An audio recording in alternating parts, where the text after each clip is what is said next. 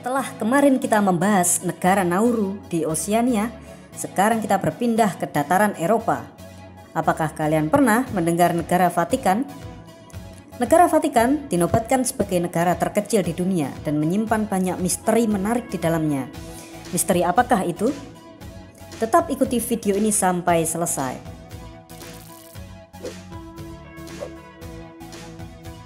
Kembali lagi di channel Tio JB, channel yang mungkin bisa menambah wawasan dan informasi yang mungkin belum kalian ketahui. Vatikan adalah sebuah negara yang terletak di tengah kota Roma, Italia, dan negara ini luasnya hanya 0,44 km persegi dengan penduduk hanya 842 jiwa, sehingga menempatkan Vatikan sebagai negara terkecil di dunia. Berikut 7 fakta negara Vatikan. Tapi sebelum kita mulai, jangan lupa untuk subscribe channel Tio JB dan tekan tombol lonceng agar tidak ketinggalan info dan fakta menarik dari Tio JB. Sejarah Vatikan. Jauh sebelum kedatangan agama Kristen, daerah yang dulu bernama Ager Vaticanus ini sudah dianggap daerah suci. Vatikan sendiri bermakna vates, nabi, dan kano bermakna bernyanyi.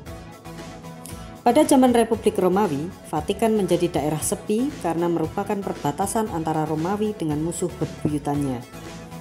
Pada tahun 326 Masehi, gereja pertama dibangun di atas tempat yang diperkirakan sebagai makam Santo Petrus. Sejak saat itu, daerah Vatikan mulai banyak dikunjungi orang. Para paus dalam peran sekuler, mereka mulai memperluas pengaruh mereka pada daerah-daerah sekitar. Dan melalui negara-negara, paus memerintah banyak daerah di semenanjung Italia. Dan itu berlangsung lebih dari 1000 tahun, hingga pertengahan abad ke-18 ketika seluruh Italia dipersatukan. Pada saat itu, daerah negara paus disita oleh kerajaan Italia yang baru didirikan. Lalu pada tahun 1870, dalam gerakan penyatuan Italia, wilayah kekuasaan para pemimpin gereja dimasukkan ke dalam wilayah Italia. Dan wilayah kekuasaan paus lebih dikurangi lagi ketika Roma dianeksasi. Namun, Gereja Katolik Roma tidak menerima hal ini dan timbullah konflik antara gereja dan kerajaan Italia yang akhirnya diselesaikan dengan Perjanjian Lateran atau juga dikenal dengan nama Perjanjian Konkordat dan ditandatangani pada tanggal 11 Februari 1929 oleh Kardinal Gaspari yang mewakili Pius XI serta Benito Mussolini yang mewakili Raja Victor Emmanuel III. Isi utama perjanjian ini yaitu diakuinya negara Vatikan yang berdaulat dan independen di bawah pemerintahan tahta suci, status istimewa bagi agama Katolik di Italia, dan ganti rugi terhadap Vatikan atas kerugian yang diderita ketika negara Italia didirikan. Perjanjian Lateran ini tetap diakui meskipun setelah Perang Dunia Kedua, sistem kerajaan Italia akhirnya berakhir dan berubah menjadi republik.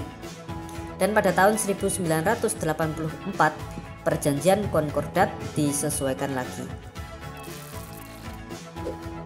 Negara di balik tembok. Kota Vatikan terletak di atas Bukit Vatikan di sebelah barat laut kota Roma, beberapa ratus meter dari Sungai Tiber. Perbatasannya dengan Italia sepanjang 3,2 km yang mengikuti tembok kota yang dulu dibangun untuk melindungi paus dari serangan.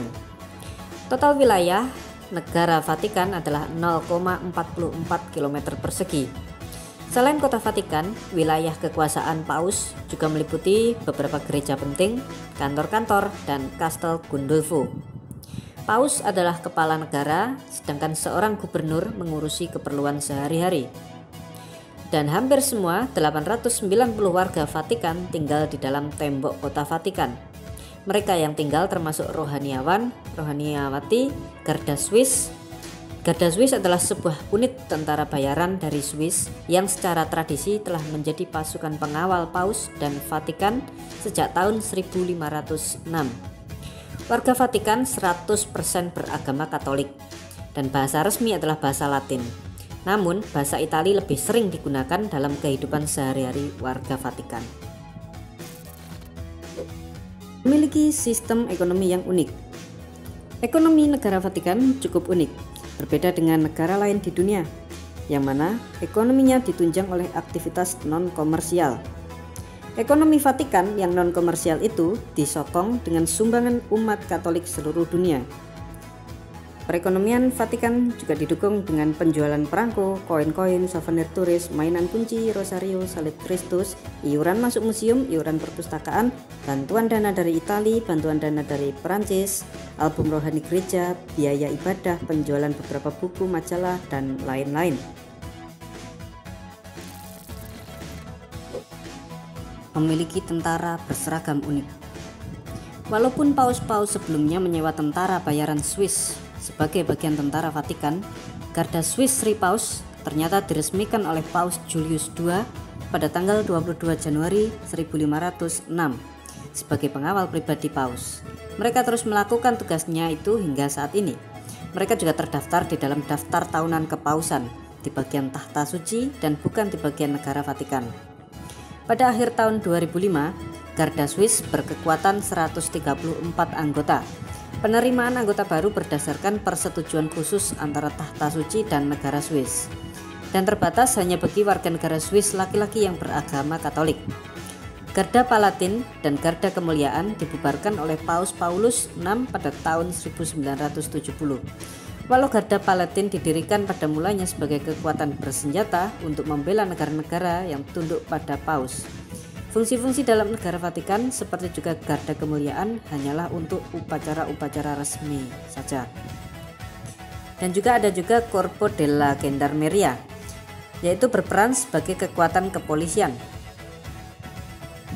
Namanya dalam bahasa Indonesia adalah Korps Polisi Negara Vatikan. Walaupun kadang-kadang mereka dikenal dengan julukan Vigilanza, kependekan dari nama mereka sebelumnya, Gendarmeria bertanggung jawab atas ketertiban publik, penegakan hukum, pengendalian massa, lalu lintas, serta penyelidikan kriminal di Vatikan. Tidak memiliki jalan raya. Negara Vatikan memiliki jaringan transportasi yang cukup berkembang. Mengingat ukurannya yang sangat kecil, sebagian besar terdiri dari lapangan luas, serta jalur pedestrian untuk para pejalan kaki. Vatikan tidak memiliki jalan raya, satu-satunya transportasi selain jalan kaki adalah menggunakan helikopter. Paus menjadi kepala pemerintahan. Berbeda dengan negara lain yang memiliki presiden ataupun perdana menteri, di negara Vatikan ini merupakan sebuah kaukus unik, suatu monarki elektif di mana fungsi kepala negara, yaitu sang paus, tidak diwariskan tetapi dipilih oleh Dewan Kardinal. Para kardinal yang dapat memilih adalah mereka yang berumur di bawah 80 tahun. Pertemuan Dewan Kardinal untuk memilih paus ini disebut konklav dan dilaksanakan di Kapel Sistina. Kata konklav ini berasal dari bahasa Latin cum clavis, yang artinya dengan kunci. Maksudnya merekalah yang memegang kunci pemilihan. Kata cum clavis ini juga memiliki arti bahwa para kardinal dikunci di Kapel Sistina selama proses pemilihan tersebut. Sebagai negara berdaulat, negara Vatikan juga memiliki hak untuk mengirim dan menerima para diplomat. Para diplomat ini membutuhkan kedutaan besar yang harus berkedudukan di kota Roma karena tidak ada tempat di negara Vatikan. Dengan demikian, ada sebuah situasi paradoksal di mana Italia mempunyai perwakilan di wilayahnya sendiri. Indonesia pun juga memiliki perwakilan di Tahta Suci Vatikan.